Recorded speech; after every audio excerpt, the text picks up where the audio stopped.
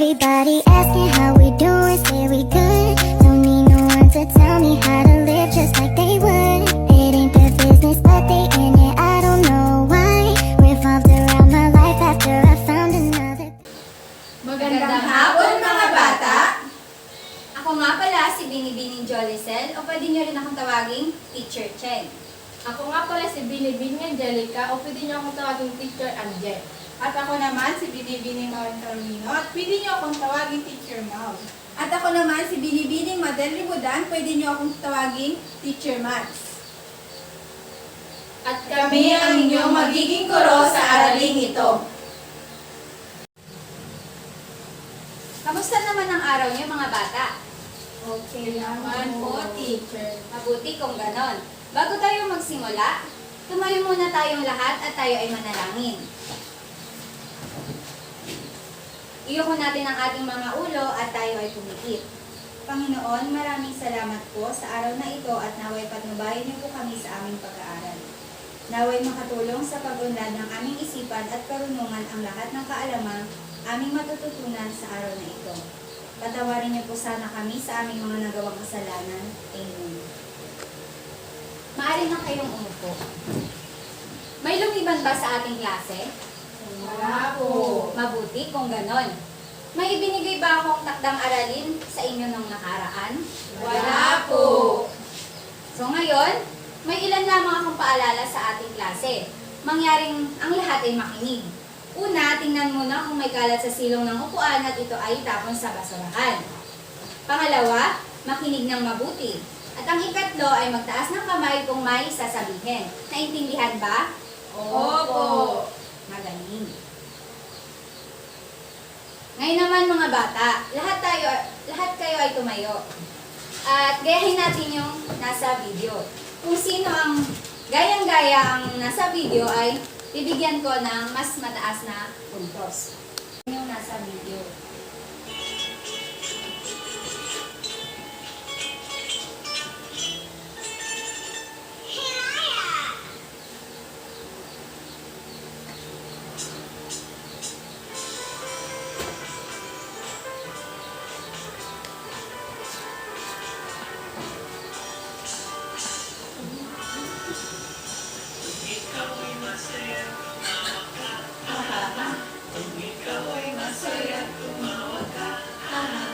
Kung ikaw ay masaya, buhay mo ay sisigla. Kung ikaw ay masaya, tumawa ka, ha ha ha. Kung ikaw ay masaya, pumalakpak. Kung ikaw ay masaya, pumalakpak. Kung ikaw ay masaya, buhay mo ay sisigla. Kung ikaw ay masaya, pumalakpak. Kung ikaw ay masaya, pumadyak ka. Kung ikaw ay masaya, pumadyak ka. Kung ikaw ay masaya, buhay mo ay sisigla. Kung ikaw ay masaya, pumadyak ka. Ikaw ay masaya, gawin lahat, ha ha ha. Kung ikaw ay masaya, gawin lahat, ha ha ha. Kung ikaw ay masaya, buhay mo ay sisigla. Kung ikaw ay masaya, gawin lahat, ha ha ha. Kung ikaw ay masaya, buhay mo ay sisigla. Kung ikaw ay masaya, gawin lahat, ha ha ha.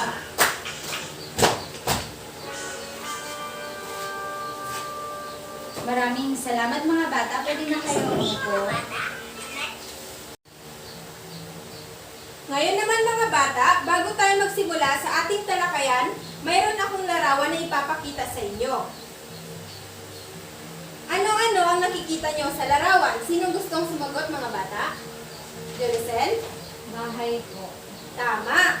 Sino pa? Maureen? Puno po. Tama. Sa pamilya, mayroong ate, nanay, tatay, at bunso. Naiintindihan nyo ba mga bata? Opo. Magaling! Ang lahat ng mga salitang ibinigay ninyo ay may mga pangalan. Sa inyong palagay, sa anong bahagi ng pananalita nabibilang ang salitang nagsasaad ng ngalan ng tao, bagay, hayop, pook at lugar. Jolicel? Pangalan po. Magaling! Base sa ating talakayan kahapon, kung natatandaan niyo pa, ano ang pangalan? Sinong gustong sumagot? Jolicel? Ang pangalan po ay nagsasaad ng ngalan ng tao, bagay, hayop, pook at pangyayari po. Magaling! Magbigay nga kayo ng halimbawa ng pangalan. Sinong gustong sumagot? Maureen? Marjorie. Tama!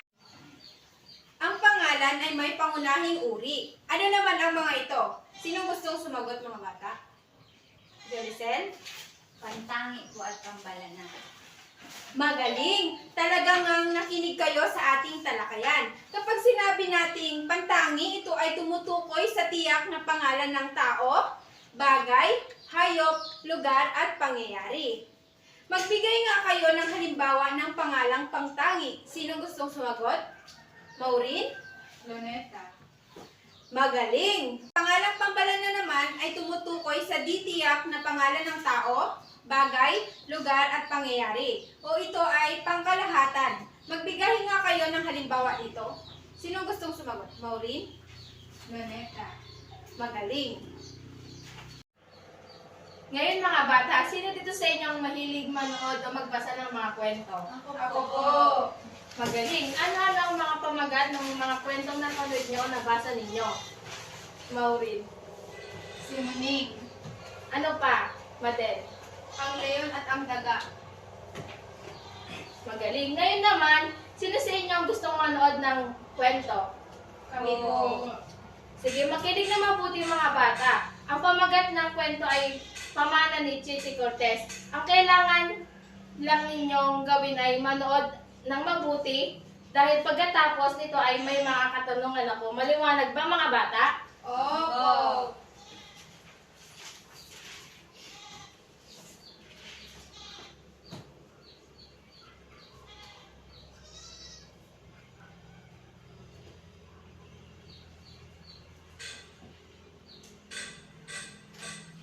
Kayamanan o bagay na ipinasa o binigay. Aparador, malaking sisidlan ng damit na gaya ng mga damit na kadalasan ay gawa sa kahoy. Seras, malumuting bilog na hiyas na isinusuot sa may pulso sa kamay. Manikulista, trabaho ito ng naglilinis ng buko. Hiyas, hiyas na isinusuot sa leeg. Amana, mukhang maganda yan makwento ah. O siya, buksan mo na yung libro mo at babasahin na namin ang kwento mo. Naghahalongkat si Noreen sa lumang aparador ng kanyang lola. Nang bigla niyang nakita ang isang pulang bestida na may disenyong bulaklaki. Sinukat niya ito at humarap sa salamin. Saktong-sakto ang sukat dito sa kanya, kaya't nagpasya siyang lumabas upang ipakita ito sa iba. Nagtungo siya sa kanilang kapitbahay na si Aling Toring at tinanong ito, "Magandang umaga, Aling Toring. Kamusta po ang aking kasuotan?" "Naku, Ineng, napakaganda mo, pero mas maganda ka pa kung lalagyan natin ng malaking pulseras ang iyong kamay." Nagpunta naman si Noreen sa tindahan ni Mang Isko. "Kumusta po kayo, Mang Isko?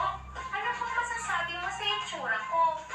Tanong ni Noreen sabay ikot. "Napakaganda mo, Ineng. At mas lalo ka pang gaganda kung lalagyan natin ng malaking laso ang iyong buhok." Sabi ni Mang Isko. Nagtungo naman si Noreen sa bahay ng kanyang tiya. "Tiya Kayla, tingnan mo po ang aking suot. Bagay po ba?" Tanong ni Noreen. "Oo naman, mas lalo ka pang gaganda kapag sinuot mo itong berdeng sapatos." Sagot ng kanyang tita. Habang pauwi na si Noreen, sa kanilang bahay, magpadaan siya sa parlor ni Aling Susan, isang manikurista. "Noreen, ikaw pala. Saan nito?" "Naku, mas lalo kang gaganda kung may pakpak sa likod mo at magmumukha kang anghel." Sabi ni Aling Susan.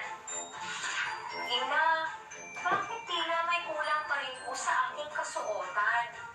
Tanong ni Noreen. Napangiti ang ina at isa-isang sa anak. Lorin, anak, hindi mo kailangan ng maraming bagay sa iyong katawan upang maging maganda.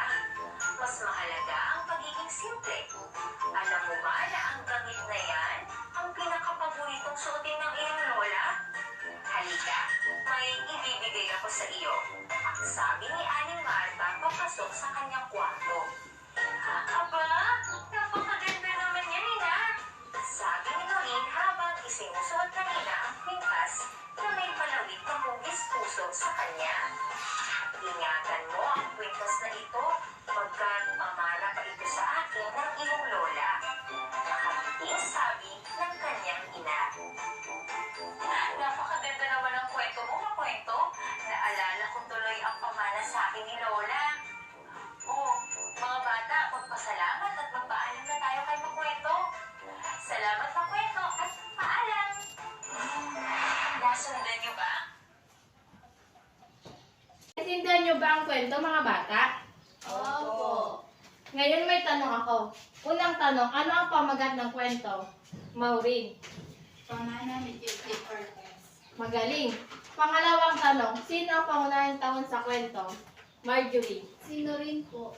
Tama. Pangatlong tanong, ano ang nakalungkat ni Noreen sa lumang aparador ng kanilang lola? Joricel. Walang bestida po. Magaling.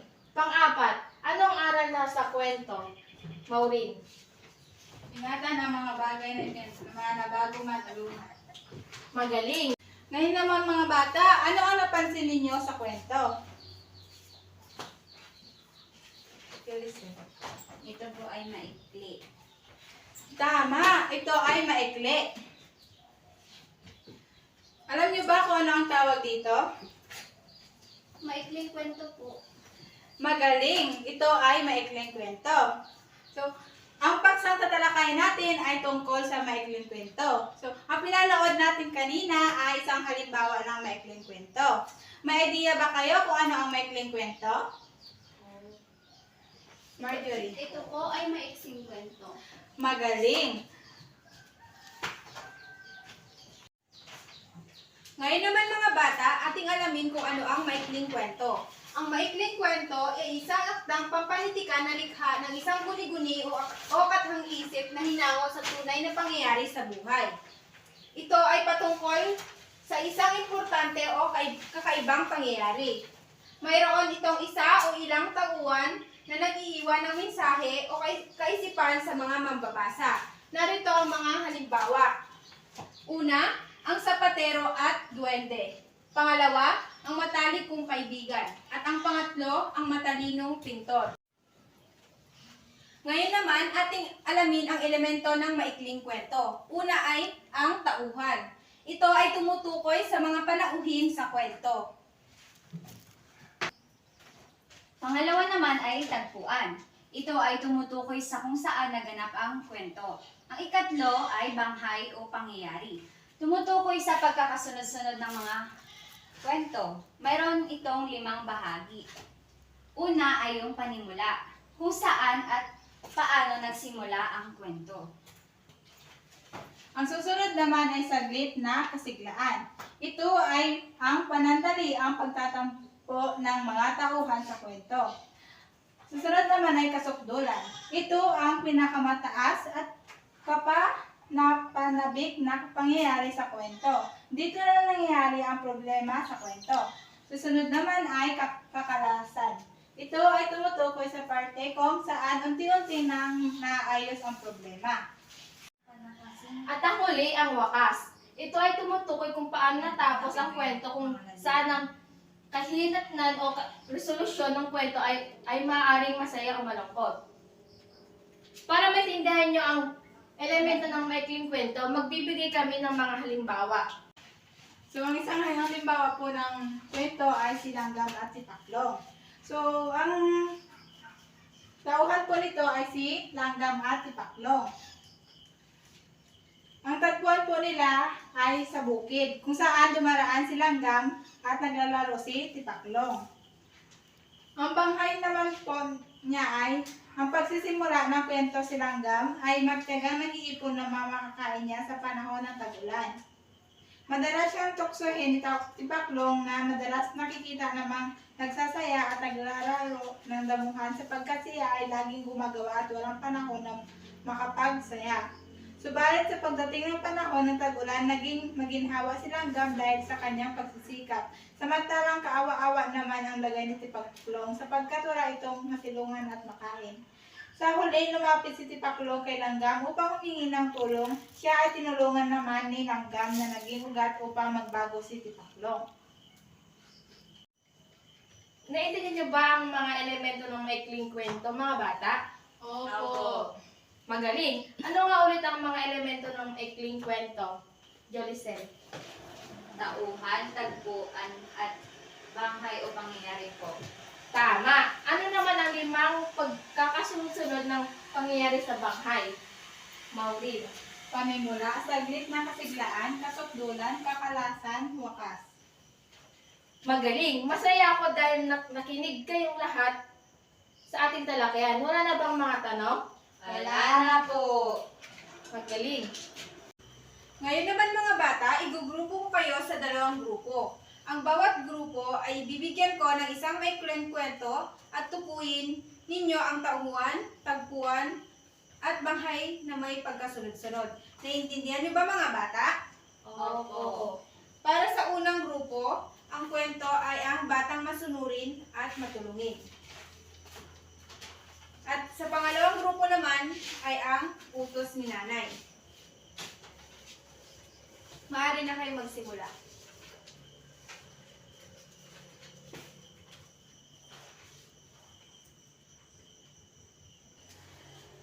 Pagkatapos ninyo ay pipresentan nyo ang iyong mga gawa sa harapan. Naiintindihan nyo ba mga bata? Opo. Tapos na ba kayo mga bata? Tapos na po. Maaari nyo na ikaw ipresenta sa harapan. Unang grupo. Ang pamagat po ng kwento na napunta sa amin ay ang batang masunurin at matulungin. Ang tauhan po sa kwento ay si Mateo. Ang tagpuan po naman ay sa paaralan. At ang banghay po ay nagmamadaling lumabas si Mateo sa paaralan upang umuwi. Pagagalitan siya ng kanyang ina kapag mahuli siya sa pag-uwi. Habang naghihintay siya ng sasakyan, may lumabas na mag-ina sa paaralan. Sa unang tingin pa lang niya, nakitang-kita na masama ang pakiramdam ng bata. Tumayo ang mga ito sa tabi niya upang umabang din ng sasakyan. Maya-maya may humintong sasakyan sa harapan ni Mateo. Sasakay na sana siya, nakita niya na namimilipit sa sakit ang tiyan ng bata. Nagmamadali siya sa pag-uwi dahil sa gagalitan siya ng ina kapag nahuli sa pag-uwi.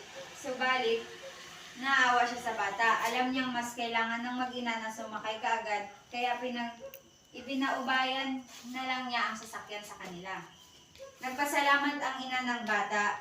Naghintay muli si Mateo ng susunod na sasakyan na masaya dahil nakatulong siya sa kapwa kahit sa munting paraan lang. Yan lang po, teacher. Magaling! Ang unang grupo, bigyan nga natin ito ng masigabong palakpakan, mga bata. At sa pangalawang grupo naman, sino gusto magpresenta? Maureen? Ang kwento naman po sa amin ay ang utos ni nanay. So, ang tauhan po dito ay si Maya, si Aling Perla, si nanay, at si Maya. Ang tagpuan po ay sa tindahan. So, isang umaga, inutusan ni nanay si Maya. Maya, pumunta ka sa tindahan ni Aling Perla. Bumili ka ng 3 itlog at 10 pandesal. Ito ang pera. Matatandaan mo kaya ang utos ko? Opo, nanay. 3 itlog at 10 pandesal. Uulit-ulitin ko po para hindi ko makalimutan, sagot ni Maya.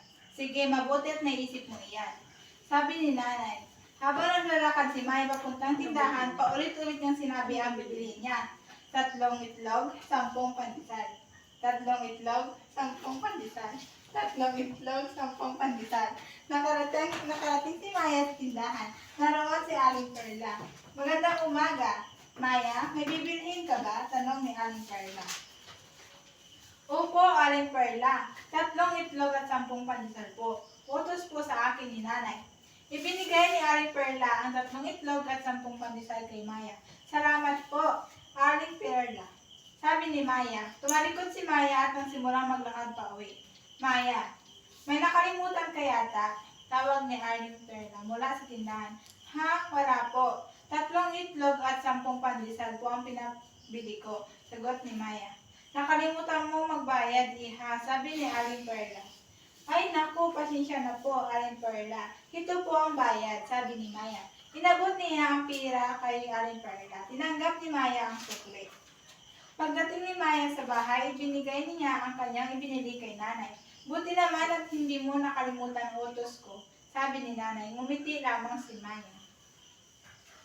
Maraming salamat sa ikalawang grupo. Bigyan nyo nga sila ng masigabong palakpakan. Ngayon mga bata, mayroon akong hinandang gawain para sa inyo.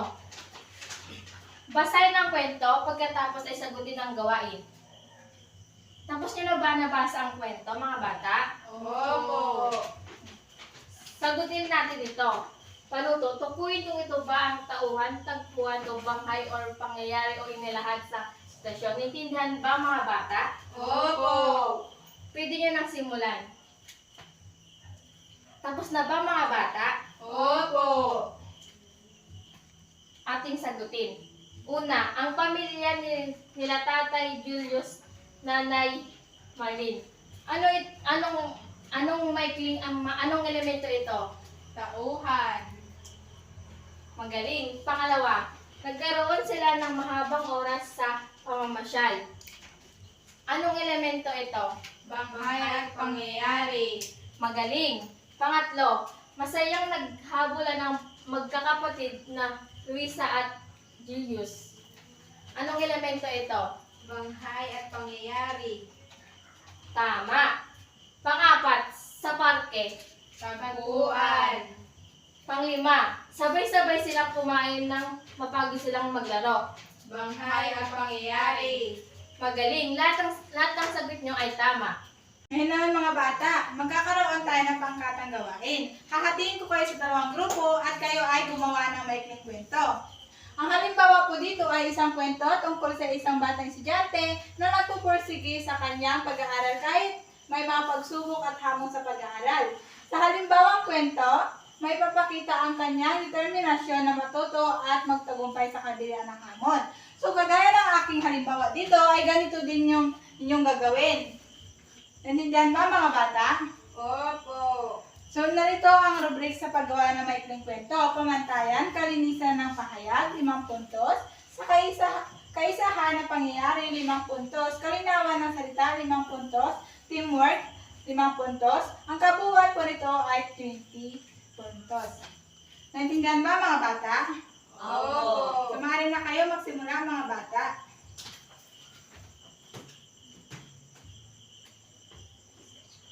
Tapos na ba kayo mga bata? Opo.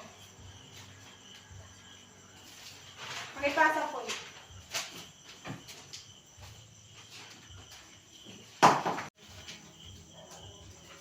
So pagkatapos ng ginawa ninyong maikling kwento, ano ang naramdaman niyo mga bata? Masaya po.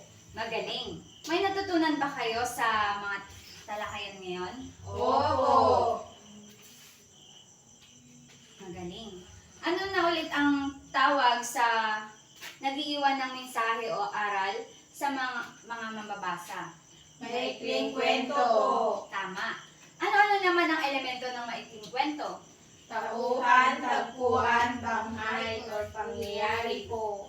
Magaling. Ano naman ang 5 pagkakasunod-sunod ng banghay o pangyayari? Panimula, saglit ng siglahan, kasukdulan, kakalasan, at wakas po. Magaling. Nakikinig nga kayong mabuti. Ngayon, sa inyong palagay, ano ang kahalagahan ng maikling kwento sa ating buhay? Yes, Madel.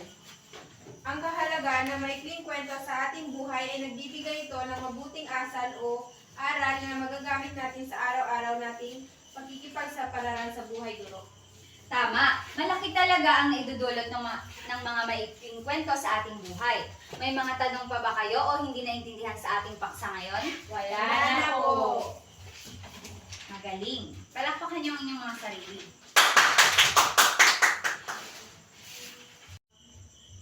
Para naman sa inyong pagtataya, narito ang panuto. Basahin at unawain ang mga sumusunod. Isulat ang tinutukoy sa bawat bilang. Isulat ito sa malinis na papel. Maaari na kayo magsimula, mga bata.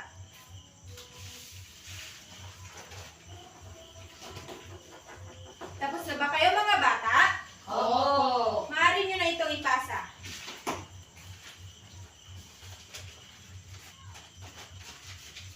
Maraming salamat. Ngayon naman mga bata, para sa inyong takdang aralin, magsaliksik ng iba't ibang uri ng maikling kwento para sa ating susunod na talakayan. Pakisulat ito sa inyong kwaderno. Maraming salamat sa inyong pakikinig. Diyan na nagtatapos ang ating aralin sa araw na ito. Maaari na kayong umalis. Maraming salamat sa inyong pakikinig. Diyan na nagtatapos ang ating aralin sa araw na ito. Maaari na kayong umalis. Everybody asking how we doing, say we good. Don't need no one to tell me how to live.